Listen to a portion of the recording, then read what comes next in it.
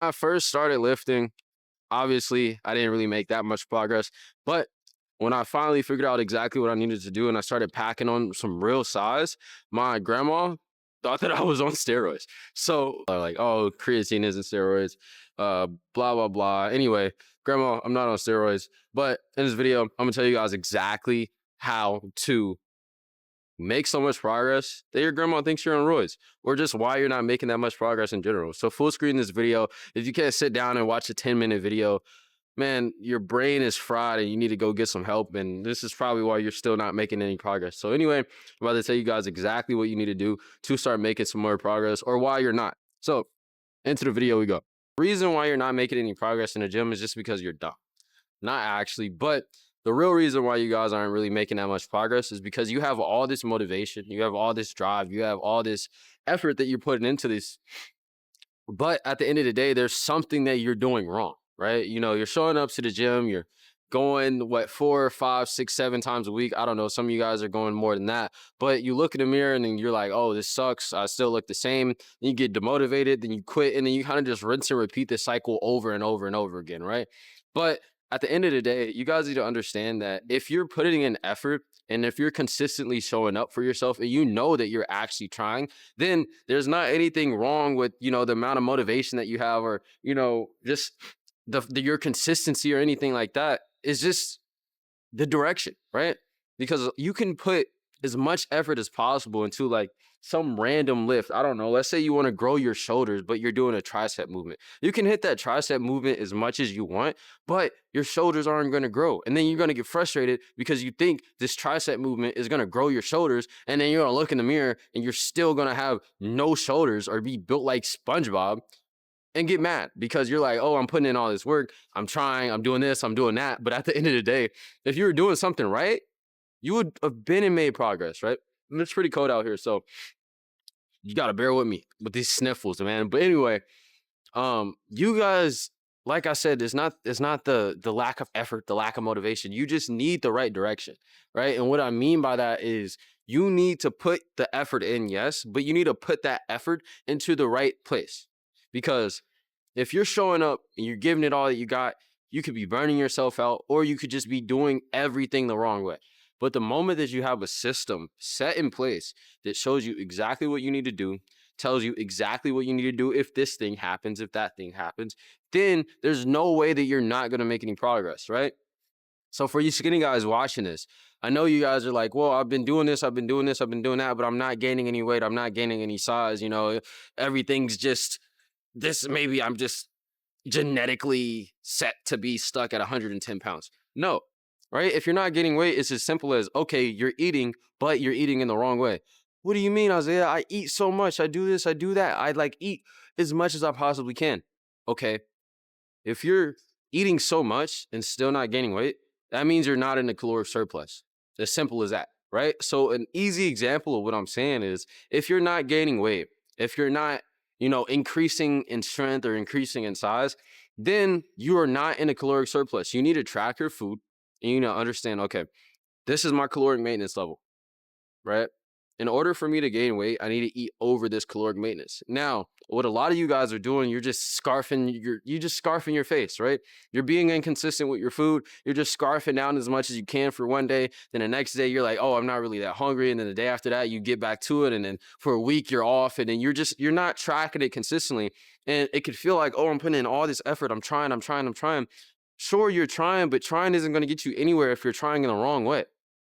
Right? So when it comes to literally just gaining weight, all you have to do is gauge, okay, where's my caloric maintenance at? Where is my maintenance level? Okay, now we know where my maintenance is, right? And the easiest way that you guys can do this is literally just look up. I'm telling you, do this right now, right? After you watch this video, look up, if you haven't been doing it, caloric maintenance calculator. Cool. Type in your height, your weight, your activity level. You're going to get a ballpark, and they're going to tell you, okay, for this example, let's say 2,500 calories. Cool, 2,500 calories. That's my ballpark maintenance level. Let me eat a little bit above that because I want to gain weight. So let's say you eat 2,700 calories and you don't gain any weight. What do I do? Oh, Isaiah, this calorie thing is stupid. Maybe no, increase the calories even more. So if you can't gain weight, It's not that you can't gain weight. You're just not eating enough food. It's as simple as that. Like, that's why everybody says just eat more, bro. But a lot of you guys get frustrated because you're like, oh, I'm eating so much. But anyway, so let's say you don't gain any weight, eating 2,700. Let's say you get up to like 3K and then you start gaining half a pound a week. Cool, perfect. You can stay there. You can cruise there. That's fine.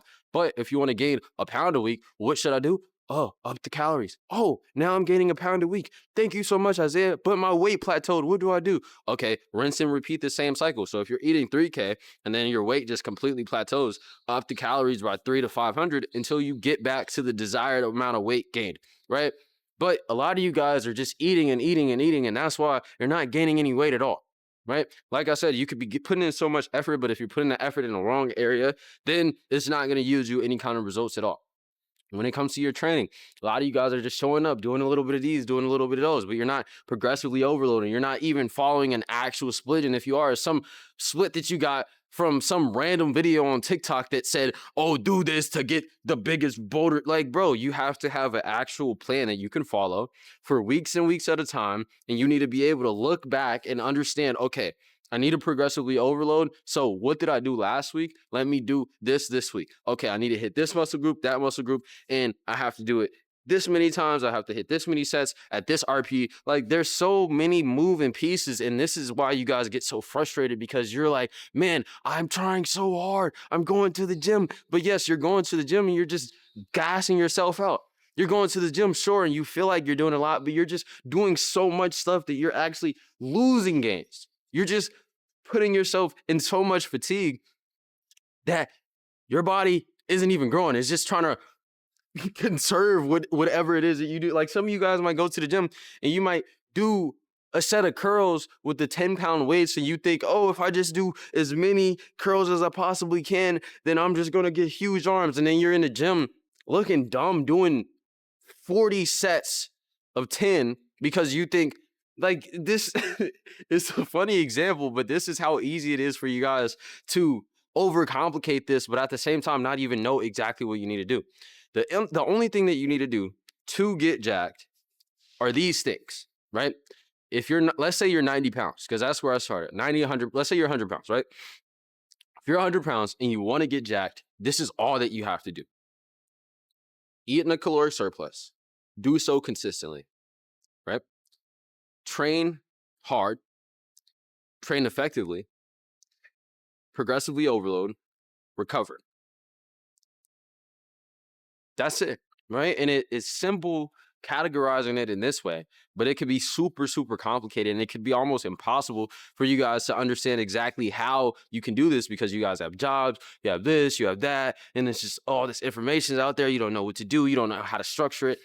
When in reality, if you just had the direction, if you only had the direction that you needed, the set plan, the exact system that you need to follow, literally just check the boxes off, you guys would have been and made more progress in 2 months than you did in a whole year, simply because you're following something that's getting you to that goal 100%, and you're not just guessing, right? So I'm not going to drag this video out anymore. If you guys want to work with me one-on-one, I'm an online fitness coach. I specifically help skinny guys get the desired physiques that they've always wanted and transform their mindset through the gym. So book a call in the description. Like I said, not going to pull this video out for too much longer. Love you guys. Jesus loves you too. Catch you in the next one.